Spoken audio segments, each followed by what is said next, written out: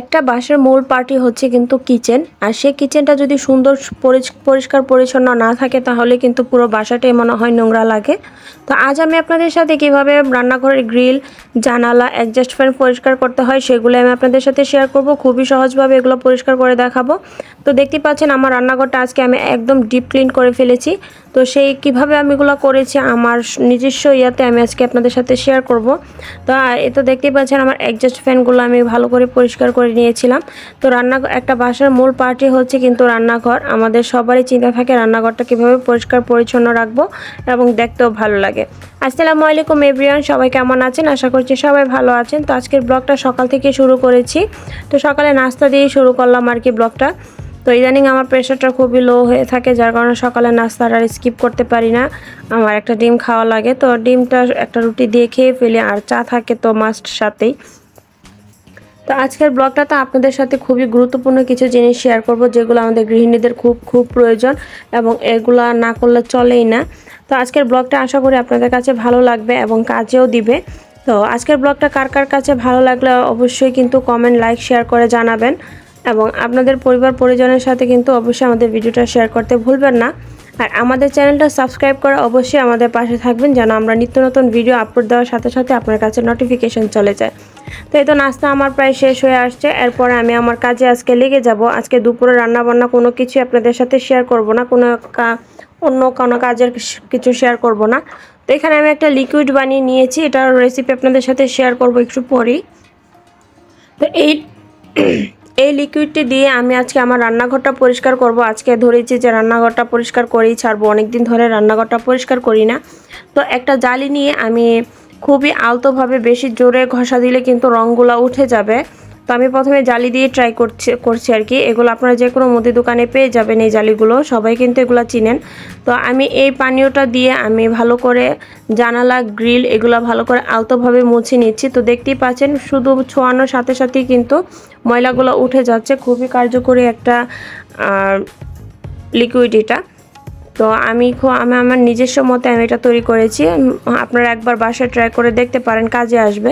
তো আমি এই জালিটা দিয়ে পুরোটা গ্রিল আমি পরিষ্কার করে নিচ্ছি। দেখতেই পাচ্ছেন একটু একটু ভিজাচ্ছে। আর কেউ চাইলে হাতে গ্লাভস পরে নিতে পারেন, কিন্তু আমি হাতে গ্লাভস পরে কাজ করতে পারি না, আমার কাছে আনইজি লাগে। তো আপনারা যাদের ভালো লাগবে না জিনিসটা আপনারা এড়িয়ে যাবেন, কিন্তু আমি আমার মতো যেভাবে করেছি আপনাদের সাথে সেটাই শেয়ার করতেছি।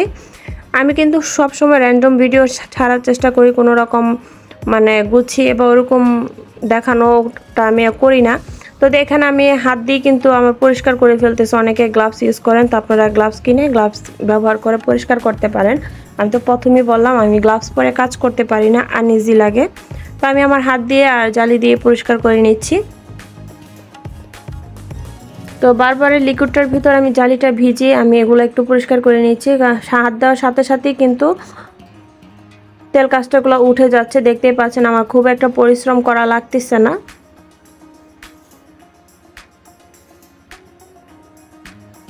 তো অনেক দিন ধরে মাথায় খুবই ঘুরতেছিল কিভাবে জানালাগুলো পরিষ্কার করব, গ্রিলগুলো পরিষ্কার করা দরকার। তো আমি একটু জালিটা দিয়ে মোছার পরে আমি একটা শুকনো ন্যাকড়া দিয়ে মুছে নিচ্ছি জানালাগুলো, যে দেখতেছি কীরকম পরিষ্কার হয়েছে। যে না, আলহামদুলিল্লাহ ভালোই পরিষ্কার হয়েছে। তারপর আমি এই যে টাইলসগুলো পরিষ্কার করে নিচ্ছি, টাইলসগুলো খুবই ময়লা হয়েছে।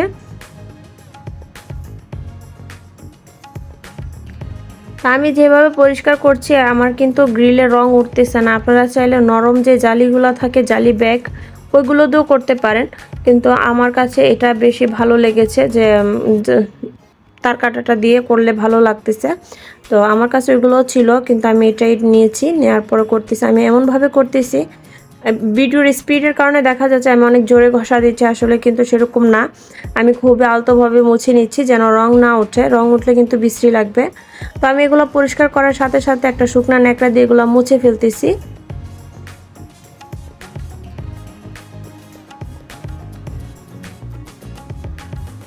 তো আজকের ভিডিওটা আমাদের আপুদের অনেক অনেক ভালো লাগবে, কারণ সবাই কিন্তু এই রান্নাঘর পরিষ্কার নিয়ে খুবই চিন্তায় থাকে। আর এত পরিমাণে তেল কাজটা হয় যেটা পরিষ্কার না করলে কিন্তু চলে না।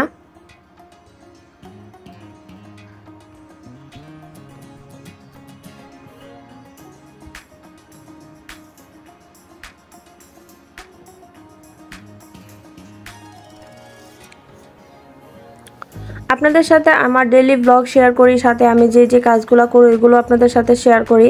তো এই তো দেখতে পাচ্ছেন টাইলসগুলো আমি একটু ঘষে নিচ্ছি, কারণ অনেক দিন হয়ে গিয়েছে, বললামই তো অনেক দিন ধরে আমি কিচেনটা ডিপ ক্লিন করি না।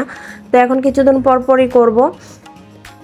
তো আজকে যখন চোখে পড়লো যে না, আজকে রান্নাবান্নাগুলো শেয়ার করব না আপনাদের সাথে, যে আজকে কিচেনটা কীভাবে আমি ডিপ ক্লিন করেছি সেটাই শেয়ার করব, এটাই হচ্ছে আমার উদ্দেশ্য। তো এই তো এখানে টাইলসগুলো আমার পরিষ্কার করানো হয়ে গিয়েছে, তারপর একটা শুকনো ন্যাকড়া দিয়ে মুছে নিচ্ছি, কারণ এখানে আমি পানি স্প্রে করতে পারবো না, করলে আমার পুরো কিচেন ভেসে যাবে, আর কিচেনের পানি যাওয়ার মতো কোনো রাস্তা ছিল না। তো এখানে আমার গ্রিলগুলো পরিষ্কার করা হয়ে গিয়েছে, জানালাও পরিষ্কার করা হয়ে গিয়েছে। এখন আমি চুলার চারপাশটা পরিষ্কার করে নেব, কারণ চুলার চারপাশটা দুধ গরম করতে গেলে দুধ উতলে পড়েছে, তারপর ভাতের মার পড়েছে অনেক সময় চুলায় রান্না করতে, যে তো এগুলোও খুব ময়লা হয়ে গিয়েছে, এগুলো পরিষ্কার করব। আর এখন অ্যাডজাস্ট ফ্যানটা খুলে নিয়েছি, এখানে একটু গরম পানি নিয়েছি, নেওয়ার পরে 1 টেবিল চামচ সোডা দিয়েছি, 1 টেবিল চামচ ভিনেগার দিয়ে দিয়েছি, তারপর 2 টেবিল চামচ সার্ফ এক্সেল দিয়েছি। তো এইভাবে আমি কিন্তু এই লিকুইডটা দিয়ে পুরো কিচেনটা পরিষ্কার করে নিয়েছি, জানালা, গ্রিল, তারপর টাইলস। আমি কিন্তু এই লিকুইডটা দিয়ে তৈরি করেছি, আপনাদের কিন্তু দেখিয়ে দিলাম, আপনারাও বাসায় ট্রাই করবেন। এই তো দেখতে পাচ্ছেন আমার কিচেনের চুলার যে সাইডটা ছিল প্রচণ্ড পরিমাণে ময়লা হয়ে গিয়েছিল, কারণ এগুলো 2 দিন পর পরিষ্কার করা হয়, তারপরও কিভাবে জানি ময়লা লেগে যায় আসলে বলতে পারি না। আর এত পরিমাণে তেল কাজটা হয়েছে, ইদানিং রান্নাগুলো একটু বেশি হয়েছে, যার কারণে অনেক তাড়াতাড়ি ময়লা হয়ে গিয়েছে। আর এটা হচ্ছে চুলার নিচটা আমি ভালো করে ঘষে পরিষ্কার করে নিচ্ছি, কারণ অনেক সময় দুধ জাল দিলে এটা এদিকে নিচে পড়ে যায়, পরে দাগ হয়ে যায়। তো এগুলো আমি চুলাটা উঠিয়ে আমি পরিষ্কার করে নিচ্ছি।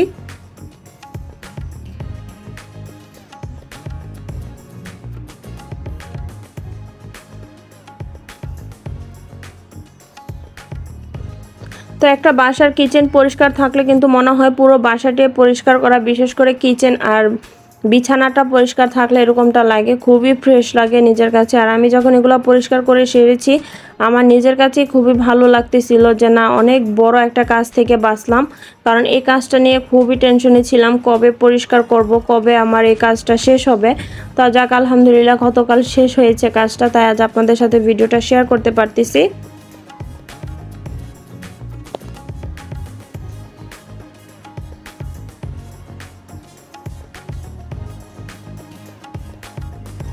তো এখন চুলাটা পরিষ্কার করে নেব। চুলা যাদের এরকম আছে তারা কিন্তু ভুলেও তার কাটা দিয়ে আপনারা পরিষ্কার করতে যাবেন না, এরকম সফট একটা জালি নেবেন, নেওয়ার সাথে ওই লিকুইডটা দিয়ে এই চুলাটা পরিষ্কার করে নেবেন, না হয় কিন্তু দাগ পড়ে যাবে যদি আপনারা ওরকম হার্ড জাতীয় কোনো কিছু নিয়ে আপনারা চুলা পরিষ্কার করতে যান।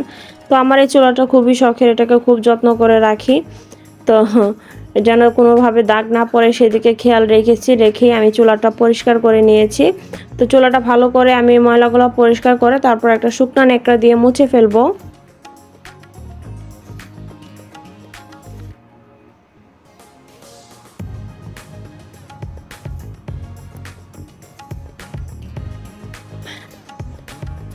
এই তো দেখতেই পাচ্ছেন আমি চুলাটা ভালো করে পরিষ্কার করে নিচ্ছি। তো জালি দিয়ে পরিষ্কার করার পরে এখন একটা শুকনো ন্যাকড়া দিয়ে মুছে নিচ্ছি, যেন কোনো প্রকার ময়লা না লেগে থাকে। তো আমার চুলা একদম ঝকঝকে হয়ে গিয়েছে, চুলাটা দেখতেই পাচ্ছেন।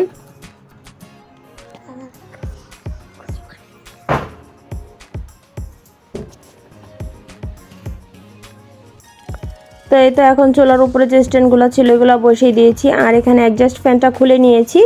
এখন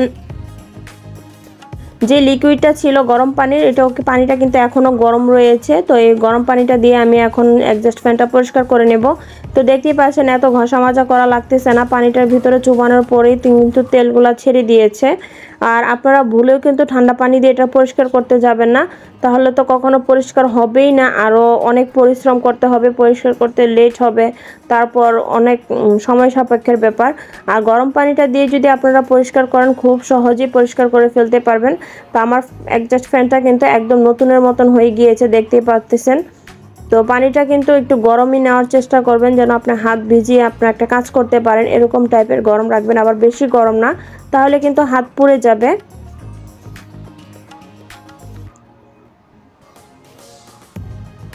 তো এই তো এখন আমি ঠান্ডা পানি দিয়ে ধুয়ে নিব, কারণ কোনো প্রকার তেল কাজটা আর নেই ফ্যানটার ভিতরে। তো উপরে যে বক্সটা ছিল সেই বক্সটা আমি আর খুলিনি, এটা উপরে রেখে আমি পরিষ্কার করে ফেলেছি এই গরম পানির লিকুইডটা দিয়েই। খুব সহজেই তেল কাজটাগুলো উঠে আসতেছে। প্রথম আমি যখন বুঝতে পারিনি তখন আমি ঠান্ডা পানি দিয়ে পরিষ্কার করতে গিয়েছিলাম, আসলে পরিষ্কার তো হয়নি, আরও উল্টা অনেক টাইম লেগেছে। তখন একটা শুকনো ন্যাকড়া দিয়ে মুছে নিয়েছি, নেওয়ার পরে যে ফ্যানটা ছিল ওইটা আমি বসিয়ে দিচ্ছি।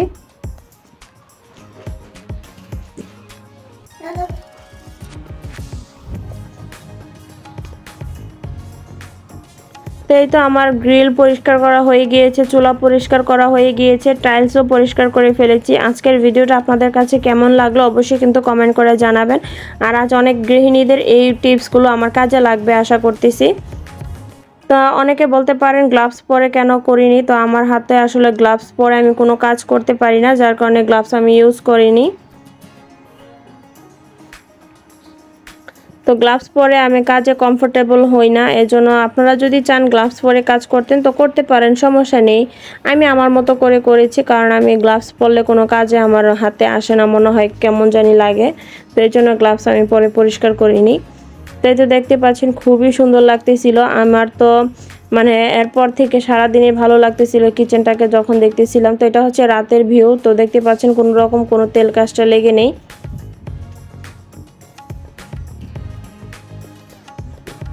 সবকিছু অনেক সুন্দর করে, জানালাগুলো অনেক সুন্দর পরিষ্কার হয়ে গিয়েছে। তো আমার ভিডিওগুলো আপনাদের কাছে কেমন লাগলো অবশ্যই কিন্তু কমেন্ট করে জানাবেন। আজ এই পর্যন্তই, সবাই ভালো থাকবেন, সুস্থ থাকবেন, আমাদের জন্য দোয়া করবেন, আমরাও আপনাদের জন্য দোয়া করব। তা আল্লাহ হাফেজ, আসসালামু আলাইকুম।